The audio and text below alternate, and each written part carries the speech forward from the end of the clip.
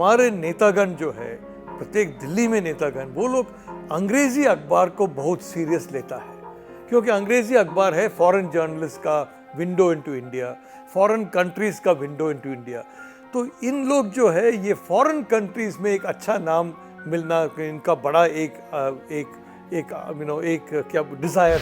Nuclear issues में भी बड़ा स्ट्रांग लिख लिया कि मैं कह दिया कि ये एकलव्य का थंब है, हम एक एकलव्य है इंडिया, और क्लिंटन के चाहते हैं ये थंब को कट करना, और हम कभी नहीं दोबारा एकलव्य तो उनका थंब नहीं कट करेगा। एक जर्नलिस्ट को बायस है तो वो ओपनली एडमिट करना है कि ये मेरा बायस है, तो प्रॉब्लम नहीं है।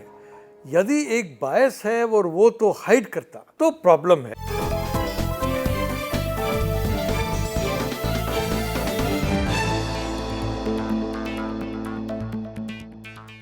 जो आपने करप्शन की बात कही, तो मीडिया एक तरफ आपने भी कहा कि और फ्रीडम हो, इंटरनेट आ गया, इस पे आईटी के ना लगे, अब तो सोशल मीडिया भी आ गया, एक और कदम आगे, टीवी है और वीडियो है, ट्विटर है, उसमें जो उशृंखलता, मतलब बहुत ही जिसको कहते हैं कि जिसको कोई कंट्रोल नहीं है। एक तरफ ये ठीक है कि स्वतंत्रता होनी चाहिए, लेकिन आपको ये नहीं लगता कि इससे भी एक अलग तरह का मीडिया का एक रोल बहुत ही गड़बड़ा भी गया है, जिम्मेदार नहीं है? बात तो है कि ये जो इंटरनेट मीडिया आप कहते हैं कि रेगुलेशन नहीं है, फेसबुक में, ट्विटर नहीं, ये सही नहीं है। आप देख लीजिए, ये फॉरेन कलर रेवोल्यूशंस हो गया। स्टेट डिपार्टमेंट ऑफ अमेरिका ने ट्विटर को बोल दिया इनको सपोर्ट कर दो, इनको नहीं सपोर्ट करना। फेसबुक को बोलना, अभी यदि आलोक एक ओपिनियन देता है, जो ओपिनियन स्टेट डिपार्टमेंट को पसंद नहीं है, तो वो तो गूगल और को बोल देगा ये कम करना, तो क्यों कोई भी नहीं देख सकता। बाकी किसी और का ओपिनियन उन लोग को पसंद, तो वो तो ऊपर पुशअप करना, जो सर्च आएगा तो तुरंत वो आएगा। सच में पूरा सा पूरा कंट्रोल है हम जैसे कंट्रीज़ पर। अभी चीन में देख लीजिए, उन गूगल नहीं है, फेसबुक नहीं है, ट्विटर नहीं है, कुछ नहीं, वो सब उनका ये आ गया प्लेटफॉर्म। हमारा जो सरकार काम करता है वो सब फॉरेन प्लेटफॉर्म है। आप सरकारी ऑफिस में जाइए, सबसे बड़े बड़े ऑफिस इंडिया में जाइए, south Korean computer, American computer देख लेगा, जापानीज़ कंप्यूटर, भारतीय कंप्यूटर नहीं। आप देख लीजिए, वो ट्विटर यूज़ करता है, फेसबुक, इनका कंट्रोल सब भारत का बाहर है। ये बहुत बड़ा डेंजर है। और ये जो है, आप कहते हैं कि सोशल मीडिया अनकंट्रोल्ड है, ये अनकंट्रोल्ड नहीं, आउटसाइड कंट्रोल है। लेकिन भारत में भी कुछ होना चाहिए ऐसा। भारत, नो डाउट, एंड ये होएगा जब तक भारत में फ्रीडम है। अभी आप देख लीजिए कितने लोग को जेल भेज दिया है, इंटरनेट में ऐसा कुछ लिखा, ऐसा कुछ बोला, ये लोग। कितना आसान है आलोक, आप जानते हैं कितने आसान है एक डिफेमेशन केस फाइल करने के लिए।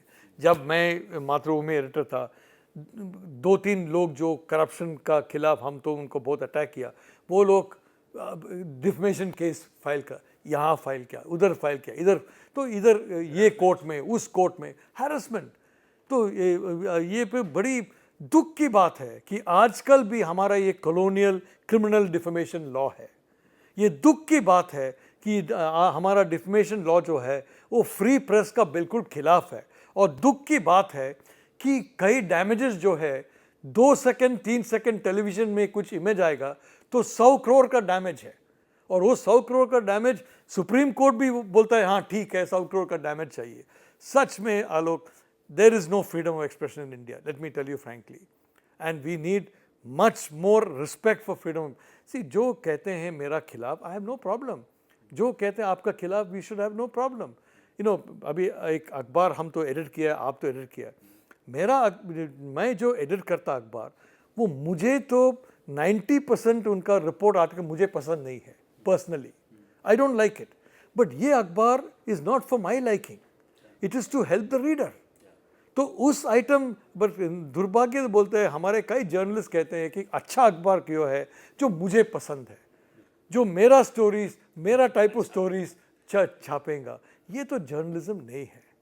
बट दूसरी बात यह है कि यही जर्नलिस्ट जो है, उनको एसयूवी है, उनको बड़ा बंगलो है, उनको ऐसा ऐसा बहुत कुछ सक्सेस है। लेकिन आप तो खुद जो इन्वेस्टिगेटिव स्टोरीज़ की, क्योंकि आप आज के जर्नलिज्म, जो नए मीडिया में लोग आए हैं, छात्र आ रहे हैं, स्टूडेंट्स आ रहे हैं, या जर्नलिज्म में नए नए यंग लोग जो आ रहे हैं, उनको लगता है कि भाई अरे हम ही सब कुछ कर रहे हैं, पहले पता नहीं नलपट जी ने किया होगा कि नहीं किया होगा। सो आई जस्ट वांट टू किस तरह की स्टोरी, क्योंकि कई तरह की थ्रेट होती थी, जैसे हम पॉलिटिकल प्रेशर अपनी जगह है, बाहर कोई माफिया काम कर रहा है, वो लैंड माफिया भी हो सकता है, वो दाऊद इब्राहिम भी हो सकता है।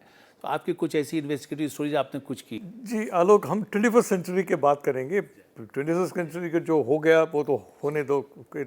21 अभी आप एक एग्जांपल बता देंगे, ये जो 26/11 जो था, 4 दिन के बाद मैं लिख लिया यूपीआई एशिया में कि ये तो आईएसआई का है, ये पाकिस्तान कमांडोज तो उनको ट्रेन किया है, ये पूरा का पूरा आईएसआई का एक ऑपरेशन है। मैं लिख लिया। चिदम्बरम 6 महीने के बाद भी बोलता है ये हमको एविडेंस नहीं है, आईएसआई है, सरकार को भी नहीं है। लेकिन आपने उस पर कुछ काम किया होगा ना पहले? मैं तो सच में उस समय मैं एक फॉरेन कंट्री में था और उसमें 3-4 लोग थे जो दूसरा और कंट्रीज़ में थे, और हम का भी इनफॉर्मल डिस्कशन हो गया और उनका इन्फॉर्मेशन मिल गया, और इन्फॉर्मेशन बिल्कुल पक्का था कि ये आईएसआई था। और दूसरी बात ये भी है, उन लोग को मुझे बता दिया कि ये भी पक्का है कि ये इन्फॉर्मेशन हम इंडिया को नहीं देगा, क्योंकि हम पाकिस्तान का एक फ्रेंड है, तो इसलिए हम इंडिया को। बट मैं तो एक दोस्त था, तो उस इनफॉर्मल थिंग में, और मुझे बहुत कुछ पॉइंट्स मिला, मैं लिख लिया। तो दैट वे देखिए, बहुत सारे ये जर्नलिज्म जो है सोर्स है, इम्पॉर्टेंट है। जो सोर्स सच में न्यूज़ तो को क्या जानते हैं क्या नहीं जानते हैं, वो बड़ा इम्पॉर्टेंट है, और ट्रस्ट होना चाहिए। अभी मेरा जो राइटिंग में है, मैं बहुत कम टाइम एक सोर्स को नेम करता है, और कई लोग बोलते हैं ये क्या जर्नलिज्म है सोर्स को नेम करना। मैं बोलता देखो, आप तो मुझे विश्वास नहीं है तो विश्वास नहीं होना। आप सोचते हैं कि मैं सोर्स नहीं नेम किया, ये तो बिल्कुल फेक स्टोरी है, तो आप सोच लीजिए कि ये फेक स्टोरी है। आई हैव नो प्रॉब्लम, मैं जानता फेक नहीं है और सोर्स जानता फेक नहीं है। आज तक मेरा जर्नलिज्म में एक सोर्स को भी मैं रिवील नहीं किया है।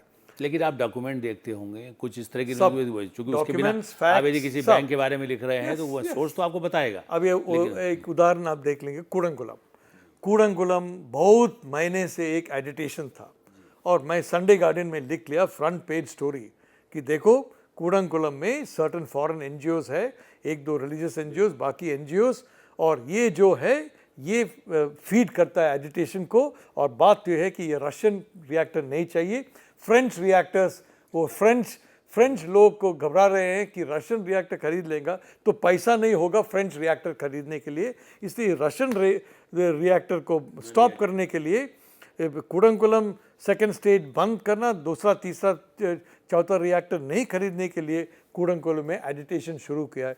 मैं लिख लिया, और उसके बाद ही मनमोहन सिंह तो वेकअप किया और चेक कर दिया और बोल दिया ये तो ठीक था। अभी दूसरी बात ये है कि ऑन कई जो एनजीओज है, जो 99% of NGOs are very decent, including foreign NGOs, but कुछ एनजीओ है जो सारे लोग को बदनाम देते हैं। I will give you an example. आपने उस पर भी लिखा है? और ये कि अभी कुछ एनजीओ है जो हम कोल माइनिंग इंडिया में, आयरन माइनिंग का खिलाफ है, यूरेनियम माइनिंग का खिलाफ है। अभी मैंने देख लिया कि इस एनजीओज का लीडरशिप स्ट्रक्चर जो है वो सब ऑस्ट्रेलियन है, कैनेडियन है, अमेरिकन है। अच्छा, अमेरिका में, ऑस्ट्रेलिया में, कनाडा में बहुत कुछ कोल माइनिंग है, बहुत कुछ आयरन और माइनिंग बेचना चाहते, वो चाहते आपका नहीं यहाँ से कुछ वो चाहते हैं वहाँ का खरीदा जाए, वहाँ से खरीद लाए। तो ये है, ये ऐसे बहुत कम एनजीओ है जो फॉरेन कंट्रीज़ के लिए काम करते हैं, जो फॉरेन कंपटीशन के लिए काम करते हैं, जो इंडियन डोमेस्टिक कंपनीज को भी उनका राइवल्स का खिलाफ काम करते हैं, और ये है प्रॉब्लम। लेकिन आमतौर पर जो ऐसे फोर्सेस हैं फॉरेन के, वो फ्रेंच कहें कि सोवियत कहें कि अमेरिकन कहें, सबके अपने वेस्टर्न इंटरेस्ट, उनके अपने नेशनल इंटरेस्ट कहना चाहिए अपने, या उनके कॉर्पोरेट इंटरेस्ट भी कह सकते हैं। ऐसे इंटरेस्ट से मीडिया भी कैसे बचे? आलोक जी, बिना वेस्टेड इंटरेस्ट कोई सोर्स नहीं है। ये एक विनोबा भावे या महात्मा गांधी, ऐसे लोग तो बहुत कम लोग हैं हमारे संसार में, बट वेस्टेड इंटरेस्ट आपको पता होना चाहिए कि वेस्टेड इंटरेस्ट क्या है, और जब वो वेस्टेड इंटरेस्ट का पक्ष में वो बोलता है तो डिस्काउंट फैक्टर आप लगाना चाहिए। तो 40%, 80%, 100% डिस्काउंट फैक्टर है, वो आपका जजमेंट है। और ये तो it's a difficult job, because wasted, ये बिना वेस्टेड इंटरेस्ट किसी को भी नहीं है, सब लोग को वेस्टेड खास करके ऐसे डिफेंस के मामलों में एग्जैक्टली। और उसमें भी। लेकिन आप ये मानेंगे कि चूंकि आपने इस पर बहुत काम भी किया है कि हमारे यहाँ के डिफेंस के भी जो ट्रांसपेरेंसी होना चाहिए वो नहीं है।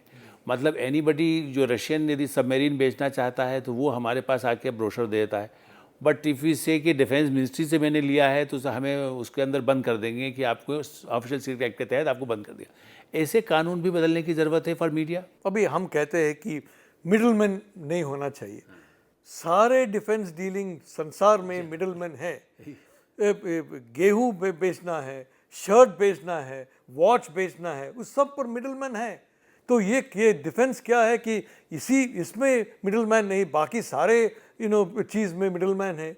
अभी आप देख लीजिए हमारा इलेक्शन लॉ, बहुत कम पैसा हमको अलाउड है ये वो स्पेंड करने के लिए। इसलिए क्या होता है, बात तो ये है कि अमेरिकन इलेक्शन बराक ओबामा ने 6-7 हज़ार करोड़ रेस किया, हिलरी क्लिंटन करीब 4,000 करोड़ 5,000 करोड़ अभी रेस किया है। और लेकिन वो डिक्लेयर करते हैं, पूरा डिक्लेयर करता है, जो दे दिया ऐसे ही हम होना चाहिए, ये पूरा डिक्लेयर करना है। यदि नहीं डिक्लेयर करेंगे तो उनको तुरंत 10 साल के लिए डिस्क्वालीफाई करना चाहिए, बट हम नहीं डिक्लेयर करता। तो ये हिपोक्रेसी जो है, ये इनका खिलाफ हम फाइट करना है।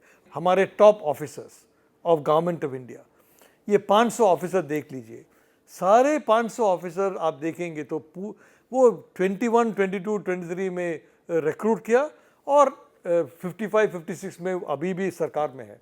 सच में 75% इन लोगों को हटाना चाहिए इस 30 साल में, क्योंकि 75% विल बी आइदर अनफिट और करप्ट, किसी को भी नहीं हटाता। अभी आप बोलता है कि आईएएस में एक सिस्टम है कि लेबर लॉस तो अभी बदले नहीं ना, लेबर लॉस छोड़ दी। अभी देखिए आईएएस में एक सिस्टम है कि अप्रेजल, कितने आईएएस लोग को हटा दिया है आईएएस से, कुछ नहीं, nobody. How many people have come horizontally, nobody. तो नियम है बट वो यूज़ नहीं करता, प्रैक्टिस अलग है और इंटेंशन अलग है। इसलिए हम जो चाहते हैं इंटेंशन और प्रैक्टिस थोड़ा और मिक्स होना चाहिए। ये सब है बड़े बड़े इश्यू है मीडिया में। और बात तो ये है आलोक जी, हमारे कंट्री जो है हर साल करीब 11-13 मिलियन यंगस्टर्स पैदा होता है। 3-4 साल में यदि हमको उनको अच्छी तरह उद्योग नहीं दे सकता तो आज बांग्लादेश में जो होता है, इजिप्ट में जो होता है, पाकिस्तान में जो होता है, इंडिया में ही हो जाएगा। We don't have time. We knew our mother. He knew his wife. And he knew she was a very fine person. वो तो आखिरी टाइम पर भी उनका नाम लेती रही। Yes, so बाकी जो लोग कहते थे who cares आलोक जी। बात तो ये है कि अंत में जो लोग मैटर करते हैं वो लोग जो है जो जिनके दिल में आप है, बाकी लोग जो है वो इम्पोर्टेंट नहीं है।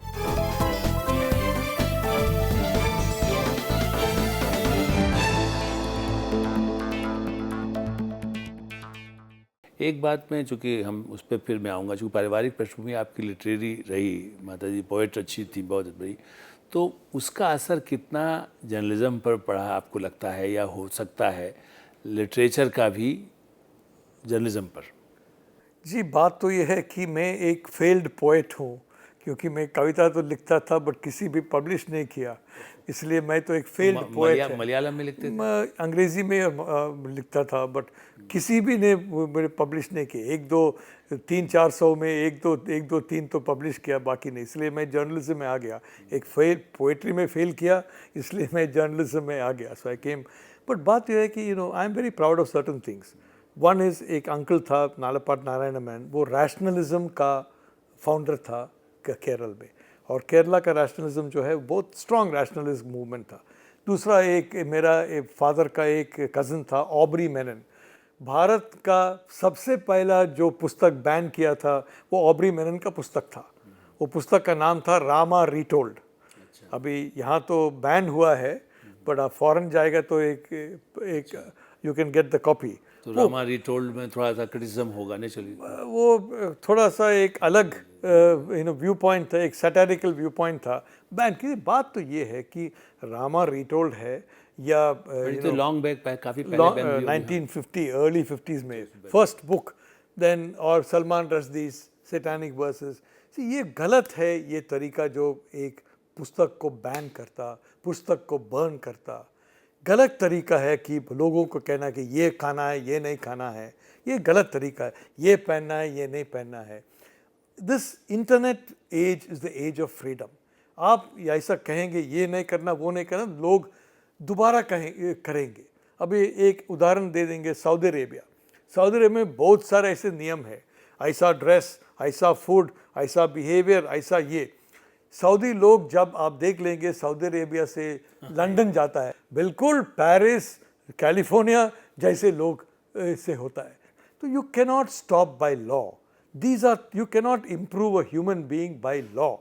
See, certain laws about murder, other things, yes. But otherwise, the overall human behavior, if you सारे के सारे आप नियम करेंगे तो ये जो सीरियस क्राइम है वो रोक नहीं सकता। आप इसी पर चूँकि मैं एक बात और आपसे जानना चाहता था, जो कि बहुत एक परिवार के साथ जुड़ा हुआ है, कि इस्लाम को लेकर के भी, मैंने वो वैसे जर्नलिज्म से जुड़ा हुआ उतना मुद्दा नहीं है, लेकिन आप गवा रहे हैं, उस पर मीडिया में भी उसकी चर्चा रही है कि कमला दास जी ने जिस तरह से इस्लाम को स्वीकार कर लिया, और आप भी ये मानते हैं कि भाई धर्म तो कोई सा भी हो, उससे कोई फ़र्क नहीं पड़ता, लेकिन फिर भी उस समय में भी मीडिया में किस तरह का रिएक्शन हुआ जब कमला दास जी ने किया, आलोक जी, मैं तो एकदम इस्लाम को स्वीकार किया, और ख़ास करके केरल की सोसाइटी भी बड़ी कंजर्वेटिव सोसाइटी है। मैं तो एक सनातनी हूँ, तो जो भी धर्म है वो सब एक ही है, क्योंकि एक ही ईश्वर है, तो मैं वो उस विश्वास पर हूँ। माता जी जो है वो कई साल से वो इस्लाम में बड़ा इंटरेस्ट था, और कई साल से वो टेम्पल्स नहीं गया, और कई साल से वो कुरान सब पढ़ते थे। और एक दिन किसी वो और उनका 3-4 लोग थे, वो एक किसी कह दिया कि कुछ हो गया कि बोल दिया कि मैं डिक्लेयर करना है कि I believe in Islam, I believe in almighty Allah. तो वो कर दिया। मुझे तो एक ही बात तो बड़ा आश्चर्य हो गया। माता जी जो है फेमस पोएटस था, हर हफ्ता करीब 120, 130, 200, 300 इनविटेशन आते थे यहाँ आने के लिए, इनॉग्रेट करने के लिए, बात करने के लिए। जब वो अनाउंस किया कि कन्वर्शन, सब खत्म हो गया। 3-4 भी नहीं आते थे, और इस 3-4 जो है मुस्लिम ऑर्गेनाइजेशन से। और अखबारों में क्या रिएक्शन हुआ?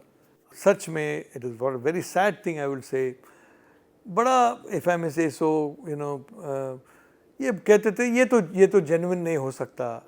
ये कई लोग कह दिया, she fail in love with somebody so she converted. Now एक स्टोरी था she fail in love with a 30-year-old, दूसरा स्टोरी था she fail in love with a 90-year-old, तीसरा स्टोरी था she fail in love with a 45-year-old। I mean, आपने उस पर protest नहीं किया इस तरह की स्टोरी छपने पर? देखिए जी, पुस्तक भी आ गए हैं ऐसे स्टोरीज। तो मैं संडे गार्डन में एक कॉलम लिख लिया कि ऐसा एक सब पुस्तक आते हैं, मैं कोई प्रोटेस्ट नहीं करूंगा, मैं केस में नहीं जाऊंगा। जो लोग कहना है वो कह दीजिए, हमको सच जानते हैं। अभी मेरा माताजी के पास बहुत सारे, she is a very outspoken lady, she wrote in outspoken way, बहुत कुछ अब्यूसिव लेटर्स सब मिलते थे। बट हम उनके बच्चे, उनका हस्बैंड, मेरा पिताजी, we knew our mother, he knew his wife, and he knew she was a very fine person. वो तो आखिरी टाइम पर भी उनका नाम लेती रही। यस, सो बाकी जो लोग कहते थे, हु कैर्स आलोक जी। सी बात तो ये है कि अंत में जो लोग मैटर करते हैं वो लोग जो है, जो जिनके दिल में आप है, बाकी लोग जो है वो इम्पोर्टेंट नहीं है। लेकिन आपको नहीं लगता कि इसलिए कि मीडिया पर कुछ कंट्रोल थोड़ा सा होना चाहिए, ऐसी चीज़ न छपे, ऐसी चीज़ न ज़्यादा लिखी जाए जिससे जो लोगों को हर्ट करती है, और विदाउट एनी फैक्ट्स इसको कहना चाहिए। I am in favour of no control, and I do not like, even against me, if something comes, I will not file a defamation case. I do not like defamation cases being filed against anybody. I do not like all these very many, critical comments about the press and verdicts and all that. Frankly, I believe in freedom of speech and freedom of the press. यदि हम थोड़ा सा फिर एक अंत में कहना चाहूँगा कि पहले, चूँकि मैंने भी 70 जिस तरह से रिपोर्टिंग 70 से किया, इवन बिफोर इमरजेंसी हमारे यहाँ हर पार्टी में लोग ऐसे थे जो मुंह पर क्रिटिकल होते थे, अखबार भी छपते थे और उस पर ओपन ज़्यादा थे, लेकिन ये दुर्भाग्य है कि आफ्टर इमरजेंसी या 90s के बाद ये ज़्यादा बढ़ा है कि आप दूसरा बोलेगा वो पार्टी, जैसा आपने कहा प्राइम मिनिस्टर के मुंह पर भी जो उस समय अच्छे गिरिलाल जैन या दूसरे लोग थे, इंदिरा गांधी के सामने भी जाकर वो कहते थे कि ये ठीक नहीं है आपकी पॉलिसी, और लिखते भी थे, और उसके बाद भी इंदिरा गांधी को उनको तकलीफ नहीं मानती थी कि चलो इनसे हमें फीडबैक मिला। अब वो नहीं है। आलोक जी, ये खुश की बात ये है कि किसी भी ये जो टाइड है ये किसी भी नहीं रोक सकता। सिविल सोसाइटी का ताकत बढ़ता है, नया टेक्नोलॉजी है, नया एम्पावरमेंट है, नया कॉन्फिडेंस है, और ये ताकत जो है किसी भी वो रोक नहीं सकता। वो एडजस्ट करना है। एक सरकार जो सेंसिबल है वो कोशिश नहीं करेगा ये उनका पावर बढ़ाने के लिए, कि वो बढ़ा नहीं सकता। उदाहरण आई विल टेल यू, एक मुख्यमंत्री एक भारत में उनको करीब 40% अधिकार होगा एक स्टेट में, पर एक prime minister, strong prime minister भी 20% का ऊपर अधिकार नहीं होगा, क्योंकि फॉरेन कंट्री है, फॉरेन कंपनी है, स्टेट गवर्नमेंट्स है, ऑपोजिशन पार्टीज है, सिविल सोसाइटी है, जुडिशरी है, ये है वो है, तो 20% का ऊपर पावर नहीं बढ़ जाएगा। तो किसी ने सिविल सर्वेंट ने कह दिया कि अरे देखो ये 20% इज नॉट इनफ, आपका पावर 40% होना चाहिए, 60 नहीं हो सकता। इट विल गो फ्रॉम 20%, 15 साल में वो तो 10% होगा, 10% से 5% होगा। तो मैं I am very happy about one thing, power of government is coming down, power of citizen is coming up. A good government, a good leader will appreciate that and will adjust to that. चलिए, ये एक optimistic note है। नलपत जी, आपसे बात करके बहुत बहुत अच्छा लगा। थैंक यू, बहुत धन्यवाद।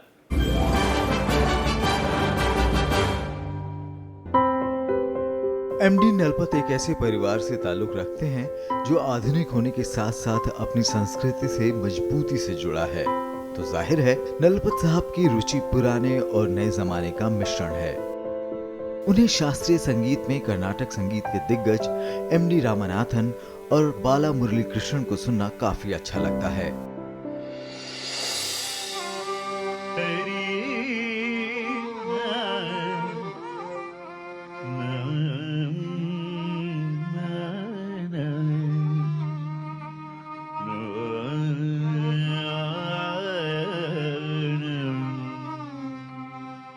हिंदी संगीत में वो गीता दत्त और हेमंत कुमार की आवाज के कायल हैं। उनके मुताबिक इन दोनों गायकों की आवाजों में मिट्टी की महक है। इसके अलावा वो उस्ताद नुसरत फतेह अली खान के भी फैन हैं।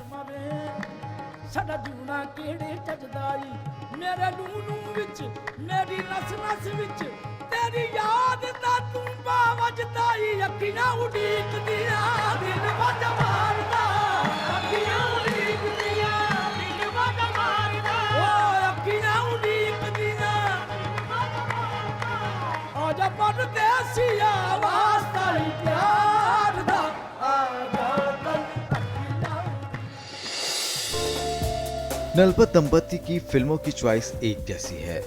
हाल की फिल्मों में उन्हें डर्टी पिक्चर और पीकू काफी अच्छी लगी। हॉलीवुड में उनकी पसंदीदा फिल्में हैं एंट्रैपमेंट, ग्रेविटी, लिंकन, गॉडफादर और पैशन ऑफ द क्राइस्ट। उन्हें पैशन ऑफ द क्राइस्ट के उस सीन ने काफी प्रभावित किया जिसमें खून से लथपथ जीसस को एक महिला पानी देने जाती है और उस महिला के मुख से अपने आप जीसस के लिए माय लॉर्ड शब्द निकल पड़ते हैं।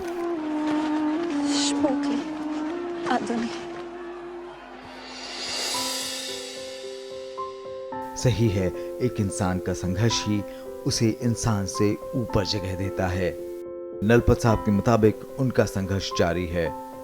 उनकी कामयाबी की कामना के साथ विदा लेते हैं। नमस्कार।